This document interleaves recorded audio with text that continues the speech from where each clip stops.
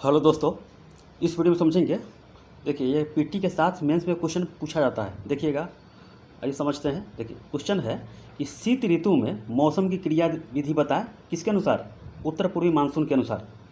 समझ गए? उत्तर यानी कि भारत हो गया आपका उत्तर पूर्वी मानसून, यानी कि इसको बोलते हैं लौटता हुआ चक्रवात बोलते हैं, लौटता हुआ नमी वाला क्षेत्र बोलते हैं। समझ गए? लौटता हुआ हवा बोलते हैं। तो क्या बोल रहा है कि शीत ऋतु के समय उत्तर पूर्वी मानसून पूर्वी घाट यानी कि कोरोमंडल तट यहाँ पर हो गया, कोरोमंडल तट से टकराकर वर्षा कराती है। आखिर क्यों? इसका कारण बताना है। मेंस में भी पूछा जाता है और पीटी में पूछा ही जाता है। और उसके बाद समझेंगे ITCZ क्या होता है। ITCZ इसको बोलते हैं full form inter tropical convergence zone बोलते हैं। इसका हिंदी में नाम हो गया अंतः उष्णकटिबंधीय अभिसरण क्षेत्र बोलते हैं। इसका एग्जाम में फुल फॉर्म पूछ लेता है, नहीं तो आपको पूछ लेगा, परिभाषा पूछ लेगा। समझ गए? तो क्या है कि विषुवत रेखा पर जो साल भर दोनों गोलार्धों से हवाएं आपस में टकराकर ऊपर की ओर उठती है, यही होता है ITCZ होता है। समझ गए? तो आगे आपको बताते हैं, चलिए देख लेते हैं।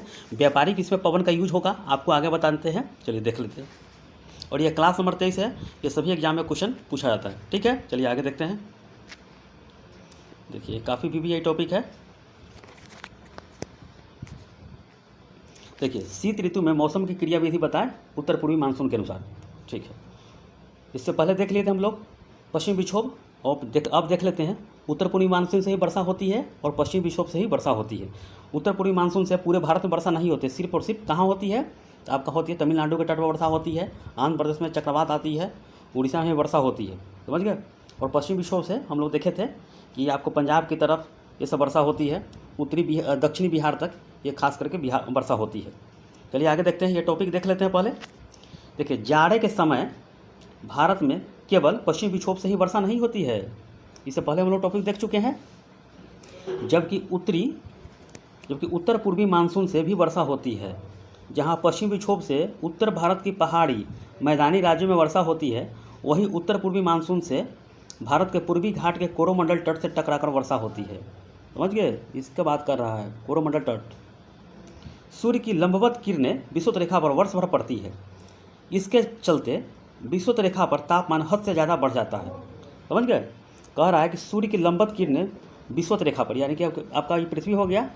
देखिए आपका पृथ्वी हो गया।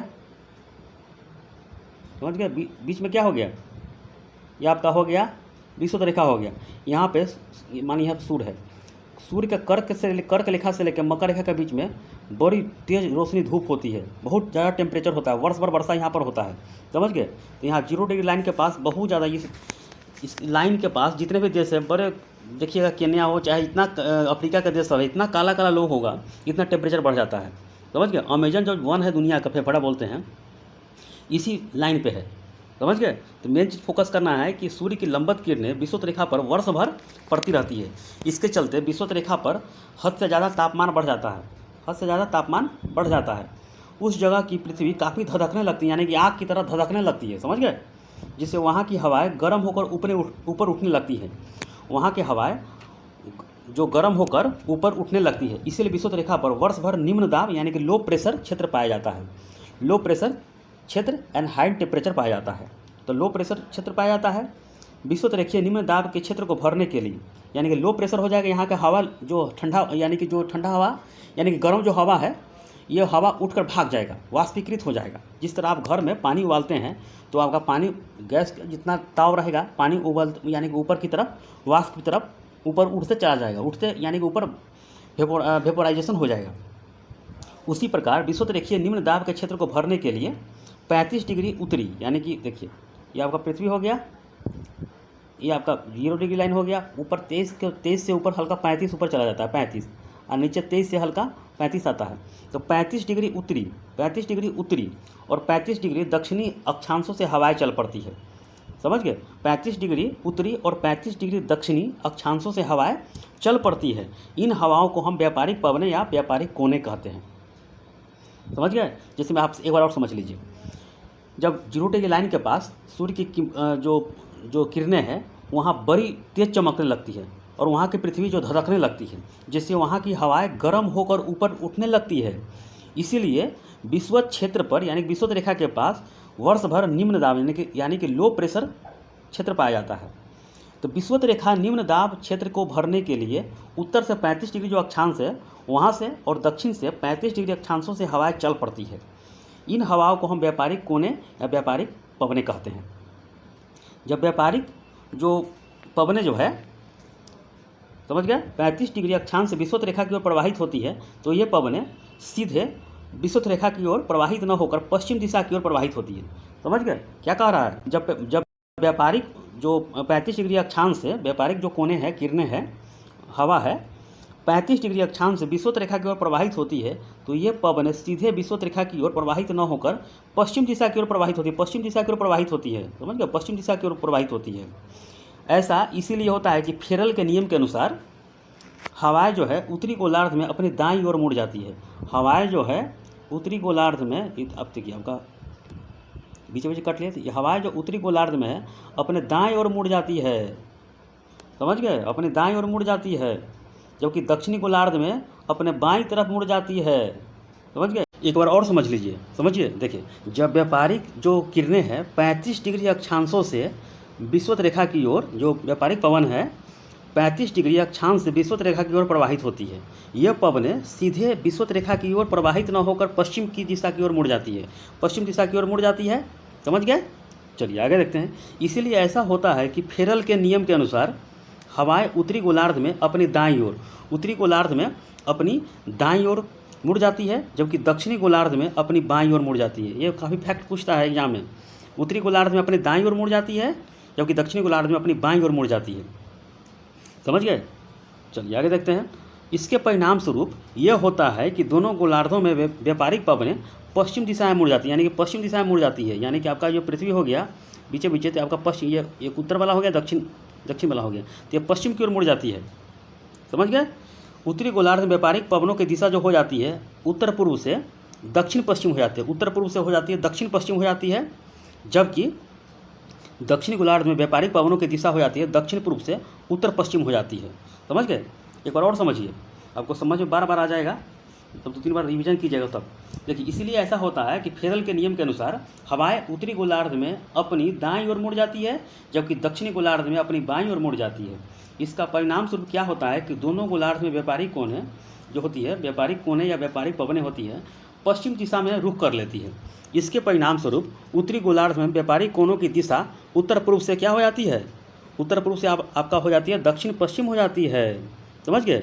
जबकि दक्षिणी गोलार्ध में व्यापारिक कोनों की दिशा दक्षिण पूर्व से उत्तर पश्चिम हो जाती है, उत्तर पश्चिम हो जाती है।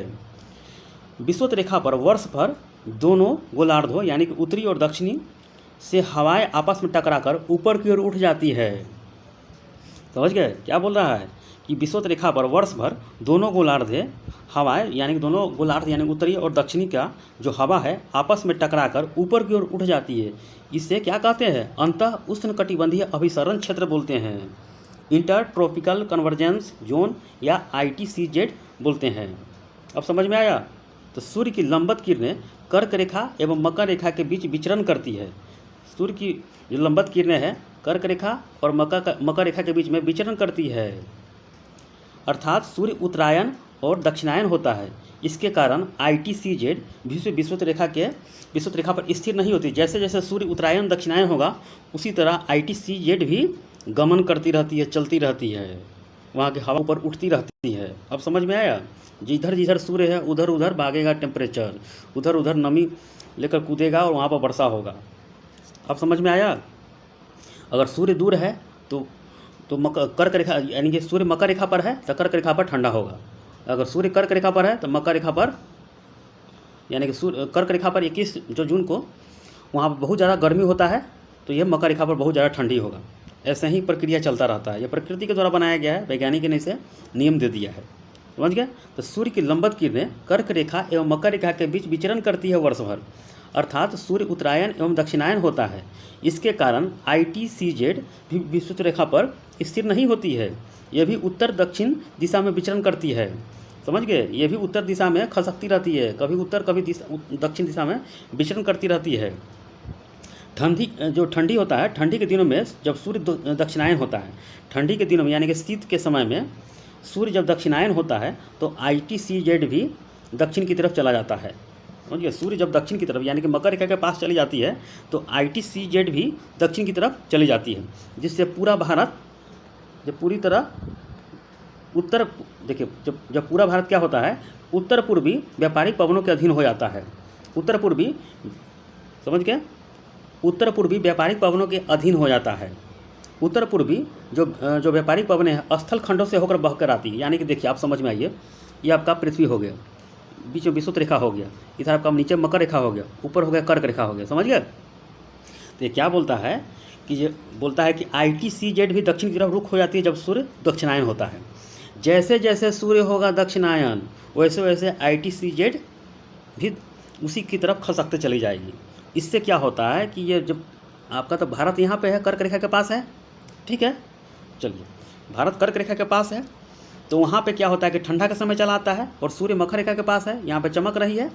चलिए, तो ये क्या होता है कि जो भारत का जो क्षेत्र है तो उत्तर पूर्वी व्यापारिक जो पवनों के अधीन चला जाता है। यानी कि उत्तर पूर्वी जो उधर से क्षेत्र आती है, उत्तर पूर्व जो व्यापारिक पवन आती है वो उत्तर पूर्वी के अधीन होते चला जाता है।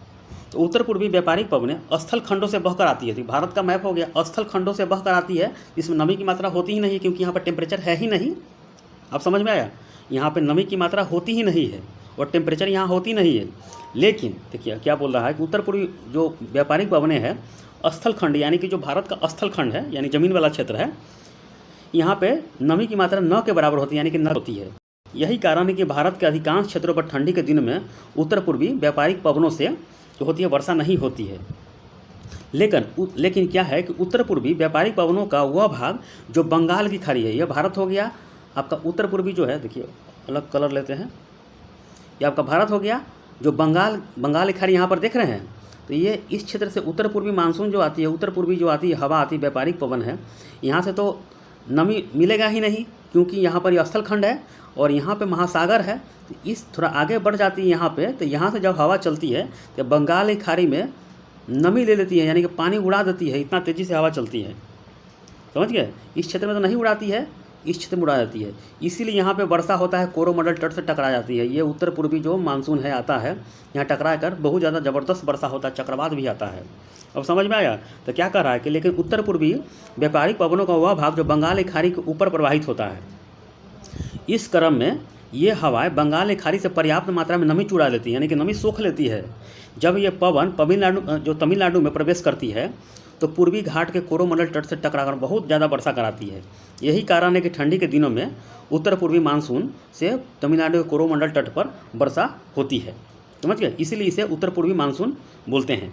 अतः साबित हो गया कि ठंडी के दिनों में उत्तर भारत के पहाड़ी एवं मैदानी इलाकों में पश्चिम विक्षोभ से वर्षा होती है और साथ में तमिलनाडु के कोरोमंडल तट पर वर्षा उत्तर पूर्वी मानसून से भी होती है, समझ गए। भारत में ठंडी के समय में एक आपका हो गया पश्चिम विक्षोभ से होता है, साथ साथ तमिलनाडु के कोरोमंडल तट पर भी वर्षा होती है।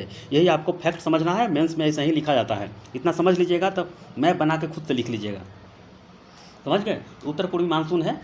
चलिए, ये समझ में आ गया होगा, ठीक है। इसको बार बार रिवीजन कीजिए, 2-3 बार देखिएगा, आपको मैप के अनुसार देखिएगा, सब समझ में आ जाएगा। इसको रिवीजन करते रहिए। इसके बाद